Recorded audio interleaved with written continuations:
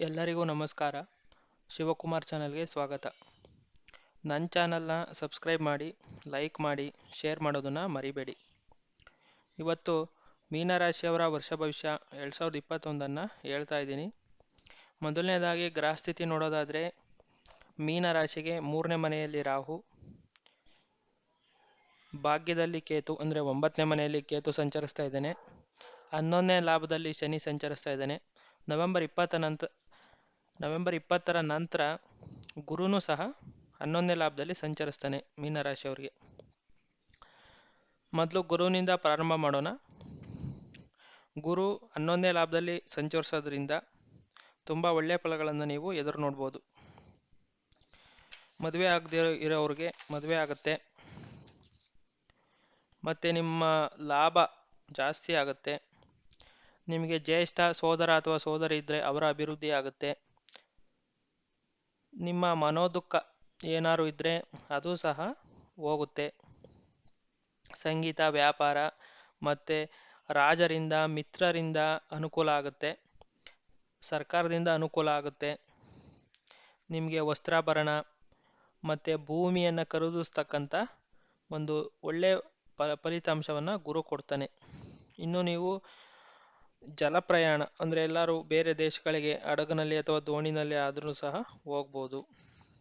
ಇನ್ನು ಗುರು 11ನೇ ಮನೆಯಿಂದ ಮೀನರಾಶಿಯವರ 3ನೇ ಮನೆಯನ್ನು ನೋಡ್ತಾನೆ. 3ನೇ ಮನೆಯನ್ನು ನೋಡೋದ್ರಿಂದ ಇದನ್ನು ಭ್ರಾತೃಭಾವ ಅಂತ ಕರಿತೀವಿ. ಸಹೋದರರ ಅಭಿವೃದ್ಧಿ ಅಥವಾ ಸಹೋದರಿಯರ ಅಭಿವೃದ್ಧಿ ಆಗುತ್ತೆ. ಮತ್ತು ನಿಮ್ಮ ಸಂಪರ್ಕ ಸಾಧನಗಳು, ನೀವೊಂದು ಮೊಬೈಲ್ ಇರ್ಬೋದು, ಈಗ ಕಡಿಮೆ ರೇಟಿನ ಮೊಬೈಲ್ ಇದ್ದರೆ ನೀವು ಇನ್ನೂ ಚೆನ್ನಾಗಿರೋ ಮೊಬೈಲ್ನ ತಗೋಬೋದು. ಮತ್ತು ಇದನ್ನು ಯಾವುದಾದ್ರು ಹತ್ತಿರದ ಸ್ಥಳಗಳಿಗೆ ನೀವು ಪ್ರಯಾಣ ಹೋಗ್ಬೋದು. ಮತ್ತು ನಿಮ್ಮ ಆಯಸ್ಸು ಸಹ ಚೆನ್ನಾಗಿರುತ್ತೆ. ಇನ್ನು ಗುರು 5ನೇ ಮನೆಯನ್ನು ನೋಡ್ತಾನೆ ತಾನಿರೋ ಸ್ಥಳದಿಂದ. 5ನೇ ಮನೆ ನೋಡೋದ್ರಿಂದ ಇದನ್ನು ಸಂತಾನ ಭಾವ ಅಂತ ಕರಿತೀವಿ. ಮದುವೆ ಆಗಿಲ್ಲದೆ ಇರೋರಿಗೆ ಮದುವೆ ಆಗ್ಬೋದು, ಅಥವಾ ಸಂತಾನಗಳು ಆಗಿಲ್ಲದೆ ಇದ್ದರೆ ಈ ಸತಿ ಆಗುತ್ತೆ. ಮತ್ತು ನಿಮಗೆ ಏನಾದ್ರು ಒಂದು ಅಧಿಕಾರ ಸಿಕ್ಕುವಂಥ ಚಾನ್ಸಸ್ಸು ಸಹ ಇದೆ.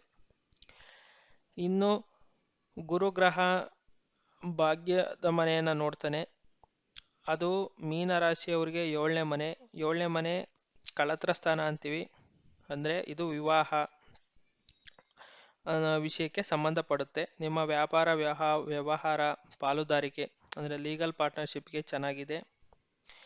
ಯಾವುದೇ ಪಾರ್ಟ್ನರ್ಶಿಪ್ನು ನೀವು ಮಾಡ್ಬೋದು. ಮತ್ತು ನಿಮಗೆ ಸರ್ಕಾರದಿಂದ ಸನ್ಮಾನಗಳು ಸಿಗೋವಂಥ ಚಾನ್ಸಸ್ಸು ಇದೆ. ಇನ್ನು ಶನಿ 11ನೇ ಮನೆಯಲ್ಲಿ ಸಂಚರಿಸ್ತಾನೆ. ಇದನ್ನು ಸಹ ನಿಮಗೆ ಈಗ ಹೇಳಿದ್ದೀನಲ್ಲ, ಇಷ್ಟು ಫಲಗಳನ್ನು ಶನಿನೂ ಸಹ ಕೊಡ್ತಾನೆ. ನಿಮ್ಮ ಎಲ್ಲ ಶತ್ರುಗಳನ್ನು ನಾಶ ಮಾಡಿ ನಿಮಗೆ ಎಲ್ಲ ರೀತಿಯ ಲಾಭಗಳನ್ನು ಶನಿಯು ಕೊಡ್ತಾನೆ. ನಿಮ್ಮ ಮಿತ್ರರಿಂದ ಅನುಕೂಲ ಆಗುತ್ತೆ. ಮತ್ತು ನೀವು ಸೇವಕರನ್ನು ಪಡ್ಕೋಬೋದು. ಸೇವಕರು ಅಂದರೆ ಮನೆಗೆ ಆಳಿಟ್ಕೊಳೋದು, ಈ ಥರ ವಿಷಯಗಳಿಗೆ ಒಳ್ಳೆಯದು. ಇನ್ನು ಶನಿ ನಿಮ್ಮ ಮನೆಯನ್ನೇ ನೋಡ್ತಾನೆ, 3ನೇ ಮನೆ ಮೀನರಾಶಿಯ ಲಗ್ನವನ್ನೇ ನೋಡ್ತಾನೆ. ಲಗ್ನ ನೋಡೋದ್ರಿಂದ ಸ್ವಲ್ಪ ಆರೋಗ್ಯದ ವಿಚಾರದಲ್ಲಿ ಹುಷಾರಾಗಿರಬೇಕು. ನಿಮ್ಮ ದೇಹದ ಸ್ಥಿತಿ ಬದಲಾವಣೆ ಆಗುತ್ತೆ. ಮತ್ತು ನೀವು ದುಃಖ ಪಡ್ಬೋದು. ಮತ್ತು ನಿಮ್ಮ ಮನಸ್ಸಿಗೆ ಚಿಂತೆಯನ್ನು ಸಹ ಶನಿಯು ಕೊಡ್ತಾನೆ. ಇನ್ನು ಶನಿ 5ನೇ ಮನೆಯನ್ನು ನೋಡ್ತಾನೆ ತಾನಿರೋ ಸ್ಥಳದಿಂದ. ಅಂದರೆ ಮೀನರಾಶಿಯವರ 5ನೇ ಮನೆಯನ್ನು ಶನಿ ನೋಡ್ತಾ ಇದ್ದಾನೆ. ಈ ರೀತಿ ನೋಡೋದ್ರಿಂದ ನಿಮಗೆ ಸಂತಾನ ಆಗೋದು ನಿಧಾನ ಆಗ್ಬೋದು, ಆದರೆ ಖಂಡಿತವಾಗಿಯೂ ಆಗುತ್ತೆ. ಯಾಕೆಂದರೆ ಶನಿ ಸ್ವಂತ ಮನೆಯಲ್ಲಿದ್ದಾನೆ ಆಗಿರೋದ್ರಿಂದ.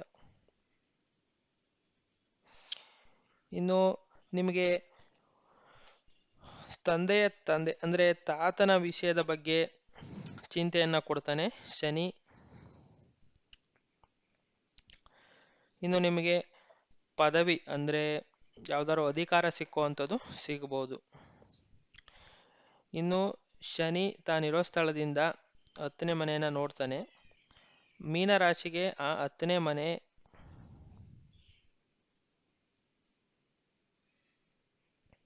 12, 11, 10, 7, 8 ಅಷ್ಟಮ ಸ್ಥಾನ ಆಗಿರೋದ್ರಿಂದ ನಿಮ್ಮ ಆರೋಗ್ಯದಲ್ಲಿ ತೊಂದರೆ ಖಂಡಿತವಾಗಿಯೂ ಬರುತ್ತೆ. ಮತ್ತೆ ಶನಿಗೆ ತುಲಾರಾಶಿ ಉಚ್ಚ ಸ್ಥಾನ ಆಗಿರೋದ್ರಿಂದ ಆರೋಗ್ಯ ತೊಂದರೆ ಬಂದ್ರೂ ಸಹ ನಿವಾರಣೆ ಆಗುತ್ತೆ. ಏನು ಭಯಪಡೋ ಅಂಥ ಅವಶ್ಯಕತೆ ಇಲ್ಲ. ವಾಹನಗಳ ವಿಚಾರದಲ್ಲಿ ಸ್ವಲ್ಪ ಹುಷಾರಾಗಿರಬೇಕು.